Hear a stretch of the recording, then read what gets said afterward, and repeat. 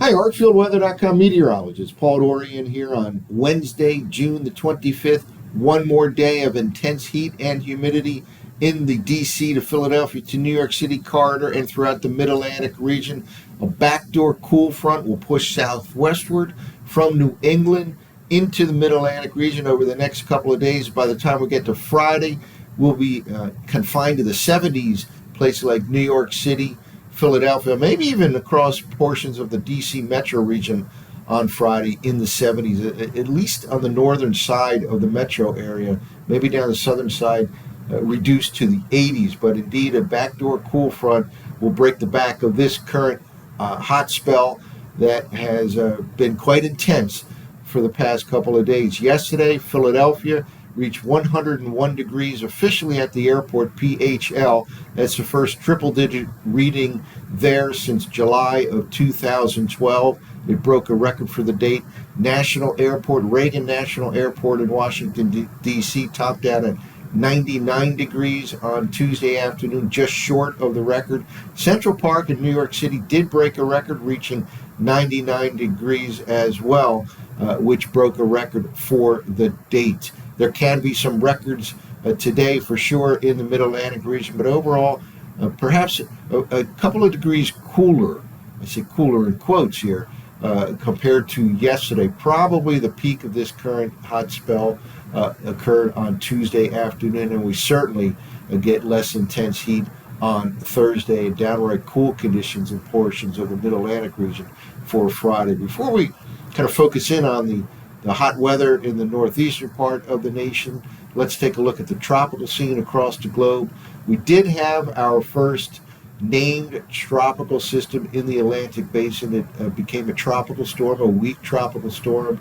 Had no impact on any land. It was way out there in the middle part of the Atlantic Ocean. Again, the first tropical storm, Andrea, of the season. That's a kind of a storm, by the way, that would never have been named pre-satellite era. The first satellite image of note was around 1960. This kind of a storm would very likely not have been captured by any of the people recording those kind of observations, partly because you didn't have satellite imagery, but also this particular system did not have any kind of a big rainfall or wind event here. It was a rather weak system. So again, the first named tropical system in the Atlantic basin. Now, quiet again. It looks like maybe the next 7 days there won't be any activity. Now, let's go to the other parts of the northern hemisphere here. In the eastern Pacific Ocean, there is indeed a system here, has a decent, a better than even chance of becoming a named tropical system. The eastern Pacific has been fairly active for this time of the year. By the way, we're still relatively early in the season, but just wanted to kind of touch base with where we stand right now. Then you go out into the central Pacific Ocean, and this has been very quiet, and the western Pacific Ocean as a whole has been unusually quiet up to this point in time. In fact, let's take a look at the global ACE activity up to today's date. This is the accumulated cyclone energy. And here we go. This comes from the Colorado State University. It compiles the accumulated cyclone energy, and we've talked about that as being a perhaps the best metric for analyzing tropical activity, because it takes into account not only the magnitude of a storm system, but its longevity as well. In fact, right here you can see the Atlantic Basin now 0.2. Andrea, a weak system, did produce a little bit in the way of ACE, accumulated cyclone energy, still below normal for this time of the year. The numbers in the parentheses represents the normal ACE for this time of the year. Again, we're still early in the season. The official start of the Atlantic Basin season, June 1st. The official start of the Pacific season, May 1st. Now, mentioned a moment ago, the Eastern Pacific has been relatively active, in fact, a little bit above normal for this particular stage of the tropical season. But this is the big finding here. Way below normal in the Western Pacific Ocean. That is where we typically get cyclones that are typhoons that are can be extremely powerful, way below normal for this time of the year. Only an ACE of 4.0 as compared with the normal for this date of 36.3. So that is a very interesting observation. And the Indian Ocean as well, virtually non-existent in terms of tropical activity so far this season. So when you look at the northern hemisphere as a whole, we're certainly way below normal, less than half of what is normal for this time of the year, and 20.1 for the total ACE across the globe on this particular date here, June 25th, and that's as compared with the normal 59.0, largely driven by what's been going on or what hasn't been going on in the Pacific Ocean, especially the western half of the Pacific Ocean. The Pacific Ocean is absolutely critical when it comes to global tropical activity, by far the biggest ocean and the most in terms of ACE comes from the Pacific Ocean. So overall, a very quiet start to the Northern Hemisphere 2025 tropical season. Now, one of the big factors related to the global tropical scene, sea surface temperatures, and wanted to show here today's temperature anomalies. These are water temperature anomalies across the globe.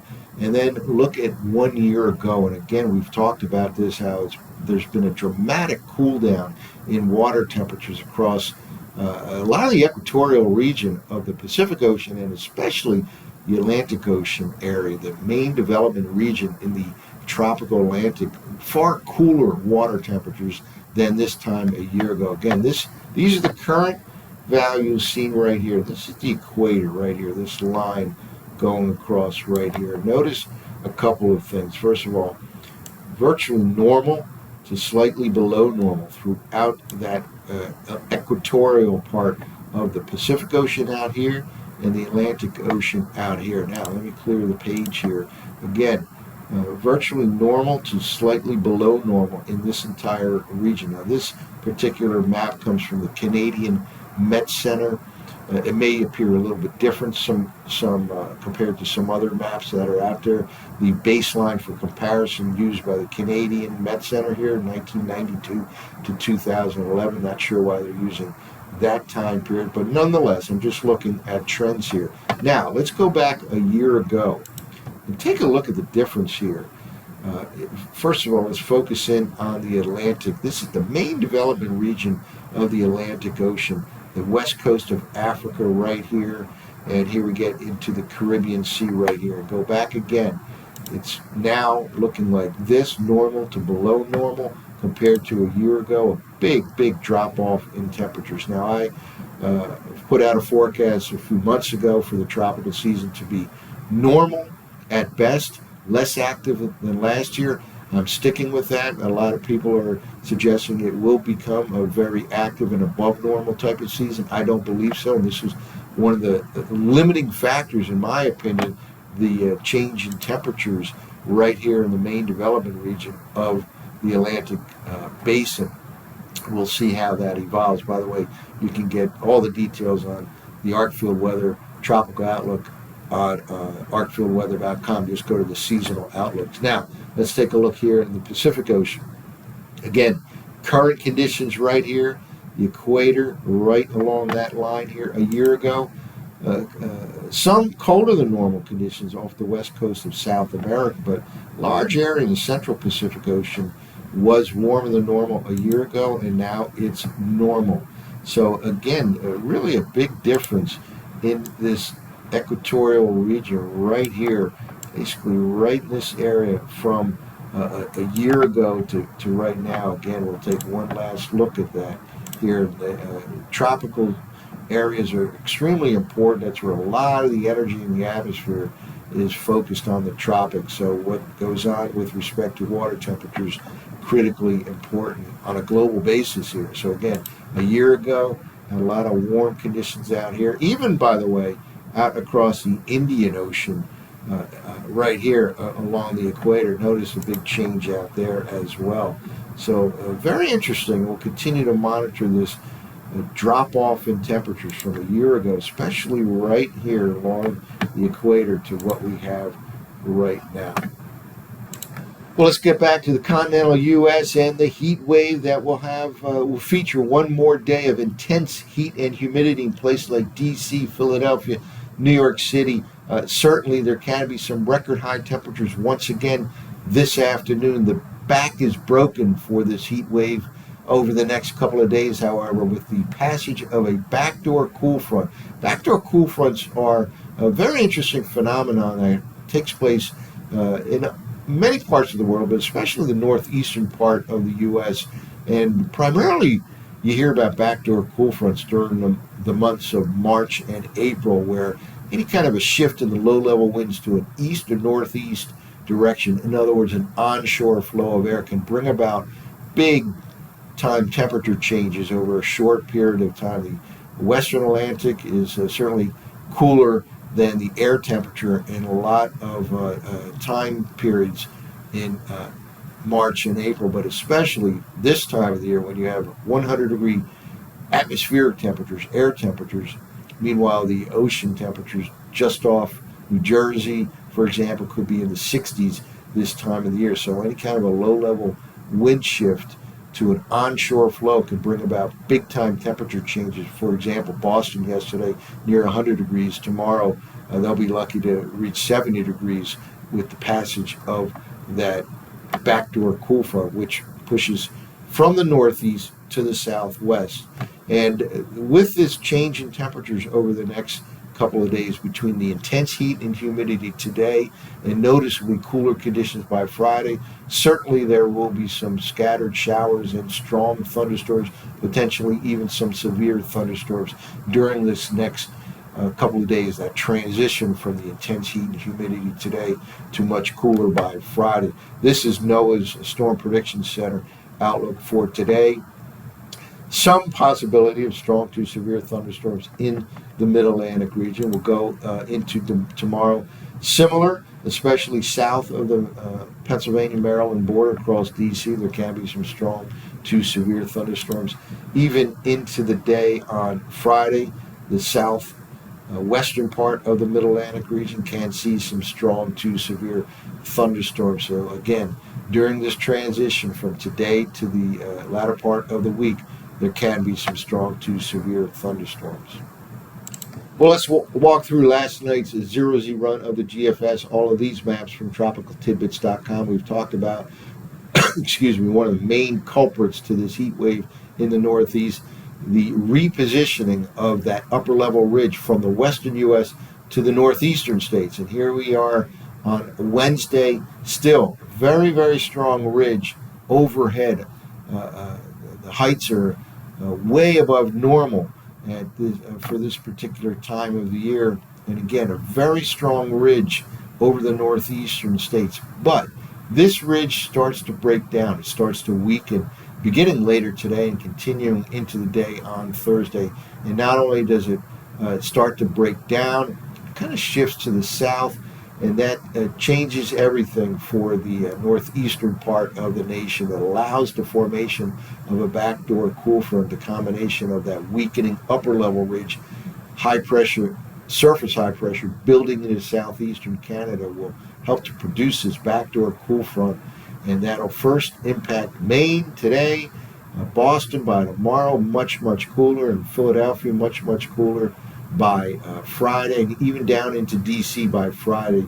It should be noticeably cooler, and especially across the northern part of the D.C. metro region on Friday. They could be confined to the 70s there, maybe the 80s across the southern part of the D.C. metro area. Let's move forward in time here. Again, we're looking at 500 millibar height anomalies, and notice that weakening, that deep orange kind of becomes kind of a more mild orange here over the next 24 to 48 hours or so. That's all indicative of this particular model run weakening that upper level ridge by Thursday and then by Friday.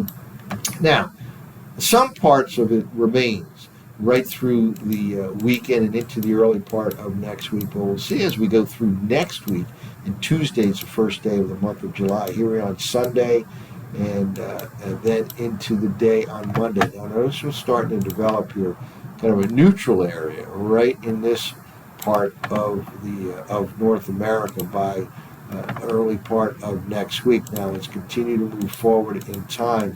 We'll see this kind of develops into an upper level trough by the middle part of next week. So a big difference from today, where we're seeing that strong ridge still situated over the northeastern states, and a week from today, next Wednesday, July the 2nd, here we have the either neutral or even upper level trough showing up here, shown in blue by the time we get to the middle part of next week. So certainly big time changes will result from the 500 millibar pattern change to the lower level temperature pattern here. And then we go a little bit farther in time. I just want to kind of go quickly beyond this time period, the end of next week. This is July 4th weekend here. And notice the intensification of trough of low pressure here over the Great Lakes, over the northeastern part of the nation. This is now going all the way out to about 2 weeks from right now. So a big time change is coming over the next couple of weeks compared to what has taken place over the last few days in the northeastern part of the nation. Now let's walk through the 2-meter temperature anomalies here over the next couple of days. We'll see the big changes with that backdoor cool front. It really shows things quite well here in terms of the drop in temperatures from the northeast to the southwest over the next couple of days. Again, first Maine cools down dramatically, then Massachusetts, then it extends down to New York City, Philadelphia, and ultimately by Friday afternoon all the way down to the DC metro area. This is as we begin the day here on Wednesday the 25th. Again, another very, very warm and humid day. Some records, no doubt, will be broken this afternoon, and there will be the development of some scattered afternoon and evening showers and thunderstorms. More on that in a moment here. Then we go into the morning on Thursday. Notice right here, Maine already showing up with, parts of the eastern New England showing up with normal to even below normal temperatures. Big time drop in temperatures. Places along eastern Maine coast down to eastern Massachusetts, Boston, for example, big time drop in temperatures. And here we go by midday, below normal temperatures. A place like Boston and down to Connecticut and Rhode Island compared to today's final day of high heat and humidity. That change in temperatures extends down by Friday from New York City and Boston all the way down into Philadelphia. High temperatures on Friday in Philly, maybe the low to mid 70s, maybe even a little bit cooler than that. That's compared to 101 degrees that was experienced on Tuesday. And that backdoor cool front does make its way all the way down to the DC metro region by midday on Friday. Again, it moved in this direction here with that surface high pressure over southeastern Canada. The flow of air out of the east to northeast first develops in Maine, then Massachusetts works its way down the coast, really from the northeast to the southwest, and it'll be kind of lying right on top of the metro region. So it's conceivable on Friday afternoon could be noticeably cooler north and northeast of DC compared to south and southwest, maybe still the 80s south and west in the Virginia suburbs of DC, but the 70s north and east in those Maryland, northern, northeastern suburbs of DC. Now, excuse me, this backdoor cool front then turns around over the weekend and pushes back to the north, and we'll see it'll warm up again over the upcoming week. And compared to Friday, Friday may turn out to be the coolest day of the next several, but the warm up over the weekend certainly will not result in the intense heat and humidity that we've experienced over the past couple of days in the Mid-Atlantic region. But we'll go forward here in time, and this is Saturday. We're starting to warm up as that backdoor cool front turns around, goes back to the north and east as a warm front. So we get much warmer again on Saturday, Sunday, and Monday, quite warm throughout much of the Mid-Atlantic region. Much of New England can stay below normal for a while right through the upcoming weekend.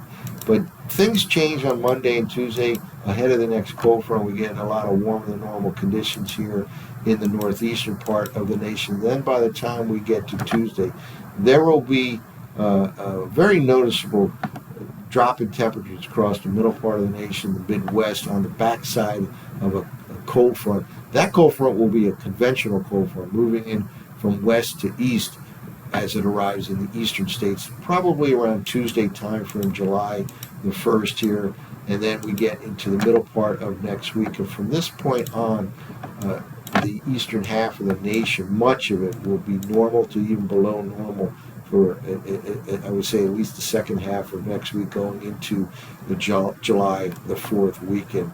And then, interestingly, we'll just push real quickly here through the time period beyond this, going all the way out a couple of weeks here. And we'll notice there's a lot of decent, cooler than normal air masses. This is all the way out to Sunday, July the 6th. And here we are, much of the eastern two-thirds of the nation below normal. We kind of talked about how this high-pressure ridge shifted from the western U.S. to the eastern U.S. for the past couple of days.